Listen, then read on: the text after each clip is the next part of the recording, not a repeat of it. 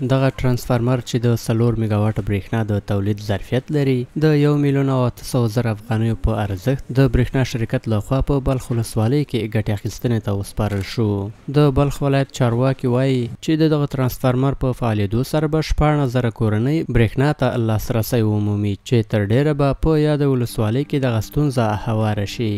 هر مشکلاتی که شما داشته باشین پیشنهادی داشته باشین یا خود اینجا که مسئولین درجه که در اینجا وجود داره و نزدیک از سخانه شما را میشنوه مشکلات شما را میشنوه. دا ترانسفارمر په زینه د 1,800,000 افغانۍ باندې د برېښنا له بودیجې نه د افغانستان برېښنا د رهبري په ملاتړ او د ریاست عملیاتي په همکارۍ باندې دا ترانسفارمر فعال او عملا بهره بردارۍ ته وسپارل شو.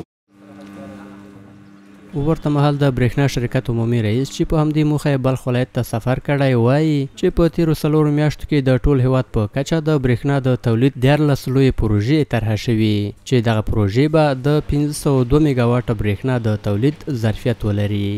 در 4 ماه گذشته 13 پروژه بزرگ از طریق شرکت برېښنا دیزاین شده که به ظرفیت 502 میگاوات برق داخلی است در ولایات مختلف به شمول مزار شریف. ان شاء الله یک روز شاهد از این خواهد بودیم که آنها را هم افتتاح کنیم. له بلې خوا د بلخ ولسوالۍ یو شمېر اوسېدونکي د دغه ترانسفارمر نصبول په دې ولسوالۍ کې د برېښنا د ستونزې په حل کې ګټور بولي او د یادې ولسوالۍ د نورو ستونزو پر حل هم ټینګار کوي. کل مردم خوش از حال حتی ولسوالی بلخ اوسمان که ما در ولسوالی 4 بلک برای 14 قریه برق توزیع شده فعلا به سطح ولایت.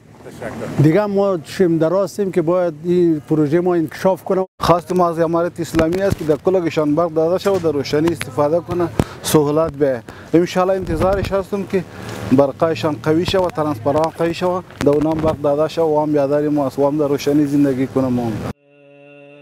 باید وویل شي چې د برېښنا شرکت عمومي رئیس دغه راز یادونه وکړه چې په تیرو 5 میاشتو کې د دغه شرکت لخوا د ټول هیواد په کچه د برېښنا د شبکې د اصلاح لپاره 570 میلیون افغانۍ پانګونه شوې ده.